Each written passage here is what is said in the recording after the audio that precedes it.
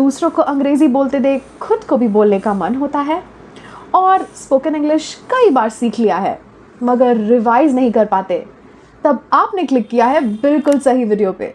चलिए आज मैं बिल्कुल चंद ही मिनटों में आपके साथ कर लेती हूँ स्पोकन इंग्लिश का रिविज़न। क्या आप अंग्रेज़ी बोलते वक्त झिझकते हैं? आपका ग्रामर भी परफेक्ट नहीं है? कोई बात नहीं, आज हम रिवाइज़ कर लेंगे सिंपल और आसान तरीके से सबसे इम्पॉर्टेंट स्पोकन इंग्लिश के कुछ पहलू। चिंता करने की कोई ज़रूरत नहीं है क्योंकि इस रिवीजन के बाद आप महसूस करने वाले हैं 100% confident and fluent in English.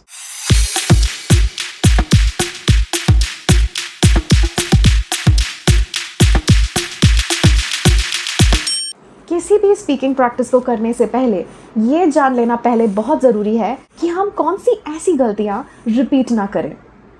So let's start with the first part of the spoken English revision, that is common mistakes to avoid. सबसे पहली गलती, I want to do work.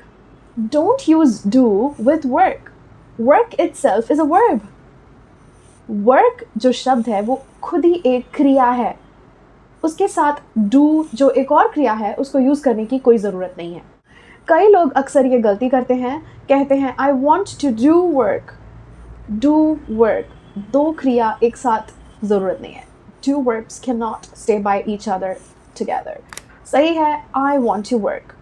Work काफ़ी है, not do work. I want to work. गलती number 2, कई लोग अक्सर कहते हैं I am agree, जो गलत है। कहना चाहिए I agree. ऐसा क्यों?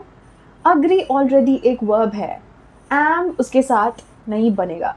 अग्री खुद बर खुद एक वर्ब है, उसके साथ एम की कोई ज़रूरत नहीं होती। इसको याद रखिएगा। अगर आपको किसी के साथ सहमति दिखानी हो तो आप आई एम अग्री कभी ना बोलें, कहिएगा आई अग्री या आई अग्री विथ यू।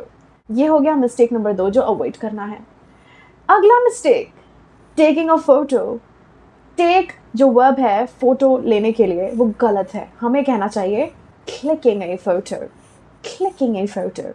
सो हमें बेटर वोकैबुलरी यूज़ करने की ज़रूरत है इंग्लिश या स्पोकन इंग्लिश में बेटर होने के लिए। सो टेक फोटोज़ नहीं, click photos. I am taking a photo is wrong, you have to say I am clicking a photo, I am clicking a photo.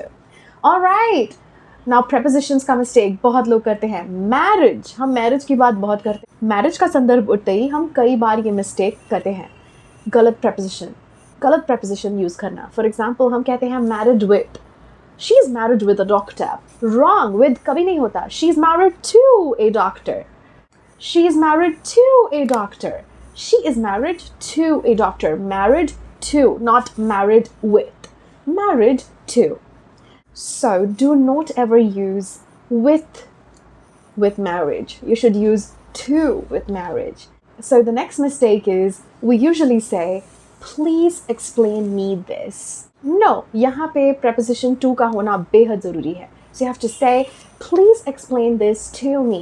Explain needs an object followed by to me. Explain जो verb है, it cannot exist by itself. Explain के साथ to का होना बेहद ज़रूरी है. Please explain this to me. Pause the video and repeat after. Read these sentences out together with me. This enhances and betters your spoken English.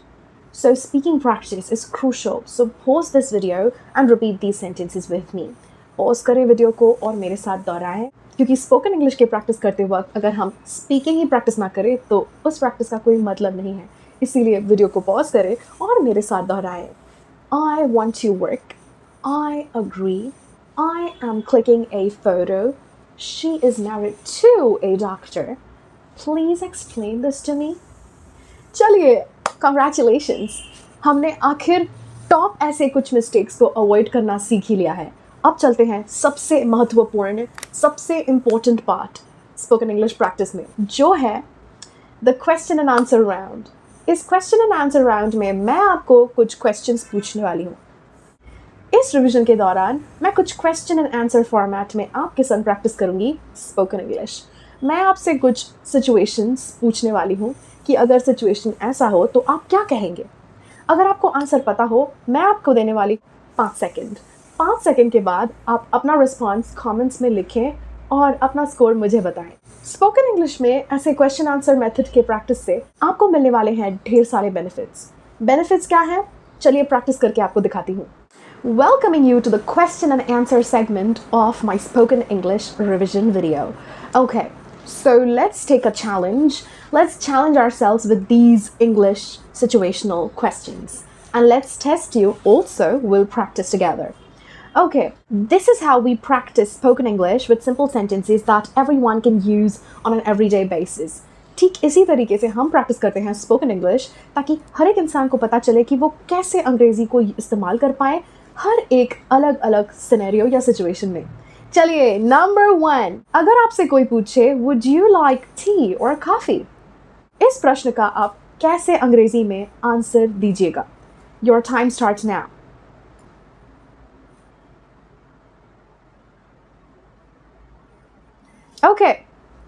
Okay, write your answer in the comment. आप कह सकते हैं I would like a coffee please.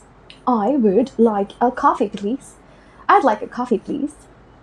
थोड़ा fast बोले क्योंकि अंग्रेज़ी और ज़्यादा फ्लुएंट एंड परफेक्ट लगती है अगर आप फास्ट बोले। Or I could also say I would prefer coffee please. I'd prefer coffee please. I would prefer coffee please. Okay, done. Moving on to the second question. How to ask for help in English? आप अंग्रेजी में मदद कैसे मांगिएगा?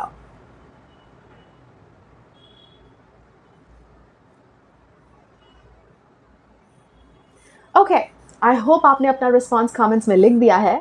ऐसे ही तो होता है perfect spoken English practice. Answer है could you please help me? Could you please help or assist me? Could you please help me? Could you please help me? Could you please help me? Number 3, are you looking for something? अगर किसी ने आपसे आके पूछा क्या आप कुछ खोज रहे हो, आप किसी चीज़ के खोज में हो, आप क्या आंसर दीजिएगा? Just any answer works, but I want to see if your sentence construction is perfect. That means your spoken English is perfect. So your time starts now. Okay, I hope your answer is in the comment. You could say, I'm looking for a good restaurant nearby. I'm looking for a good restaurant nearby. I'm looking for someone. I'm looking for a good restaurant nearby. I am looking for a good restaurant nearby. I'm looking for a good restaurant nearby. Okay? याद रखिएगा ये सारे sentences ऐसे sentences हैं जो आपको हर रोज इस्तेमाल करने की ज़रूरत पड़ सकती है, तो practice बरकरार रखिए। Okay, question number 4. How to ask for advice in English? आप दूसरों से सलाह कैसे मांगिएगा अंग्रेजी में?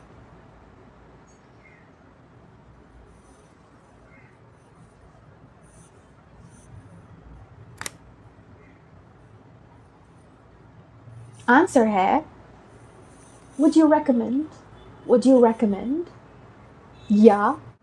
Could you offer me an advice? Could you offer me an advice? Could you offer me an advice? Advice का plural भी advice होता है, तो कभी भी advices मत बोलिएगा. So always say, could you offer me some advice? Or could you offer me advice? Okay, moving on to the last and most important question. If you couldn't understand something someone said, how would you ask them to repeat? ये तो हमें हर रोज use करना पड़ता है। अगर आपको समझ ना आए किसी ने क्या बोला और आप चाहते हो वो खुद को रिपीट करे, तो आप कैसे पूछेंगे अंग्रेजी में?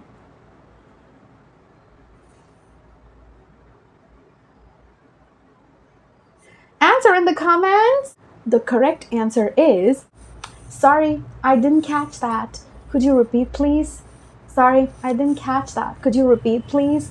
Or could you repeat, please? Could you repeat, please? And the most fluent way is just this word, pardon. Pardon. If you want someone to repeat themselves, always say pardon. Pardon. P-A-R-D-O-N. Pardon. Pardon, please, or just pardon. They would repeat themselves for you. How do you ask if you have to go to the washroom? How do you ask? आप washroom या restroom इस्तेमाल करने के लिए कैसे पूछिएगा अंग्रेजी में?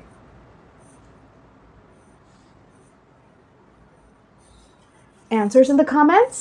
Perfect. Can ya could? Could you help me find the restroom, please? Can you help me find the restroom, please? Could you help me find the restroom, please? Excuse me, could you help me find the washroom, please? Excuse me, can you help me find the washroom, please? Now that we've covered the most important elements of revising spoken English, I would like to help you with a few confidence tips that you should keep in mind next time when you try to talk in English. अब मैं देने वाली हूँ कुछ confidence tips and tricks ताकि आप अगली बार जब भी अंग्रेजी बोले इन पहलुओं को याद रख सकें और इस्तेमाल कर सकें. Hack number 1. Use fillers. Fillers यानी शब्द like actually, you know, basically. For example, actually, I think this restaurant is good. You know, I had a great experience there. That was a really great party. ऐसे ही आप fillers use करके अंग्रेजी बोले तो automatically और ज़्यादा confident लगता है. Number 2, speak slowly and clearly. धीरे बोले, clearly बोले. Don't rush. Speak like a native. Slow, calm and clear. अगर आपको practice करते हुए कुछ ही दिन हुए हैं तो धीरे बोलना सबसे अच्छी बात है. आप टाइम लेके pronunciations करें, कोई बात नहीं. और धीरे धीरे स्पीड बढ़ाएं तो और भी बेहतर साउंड करेगा. Confidence hack number 3. Avoid direct translation from Hindi. Don't say मुझे हिंदी आती है, I am knowing English. Direct translation method से अगर अंग्रेजी सीखने की कोशिश कर रहे हैं तो वो कभी नहीं काम आएगा. बिल्कुल फ्लॉप मेथड है. तो आपको अंग्रेजी को अंग्रेजी में ही सीखना है और अंग्रेजी में ही सोच लाना है. So think in English and speak in English. जैसा कि मैंने कहा, मुझे अंग्रेजी आती है, I am knowing English. No. Directly अंग्रेजी में सोचेंगे तो करेक्ट सोचेंगे. I know English. Yeah, that's correct. For example, if someone says, actually, I think this movie is quite interesting. So you can say, yes, I totally agree. Not am agree. जैसे मैंने पहले कहा था, am agree गलत होता है. तो ज़रूर याद रखिएगा, pause करके बोले, धीरे बोले, fillers use करके, actually, really, I think, you know, I believe, in fillers को यूज़ करके बोले. इस स्पोकन इंग्लिश रिविजन के बाद आप कैसा महसूस कर रहे हैं मुझे कमेंट्स में ज़रूर लिखकर बताएं. क्या आपने कुछ नया सीखा? आपके नए क्वेश्चंस एंड डाउट्स को मुझे कमेंट्स में लिखकर भेजें.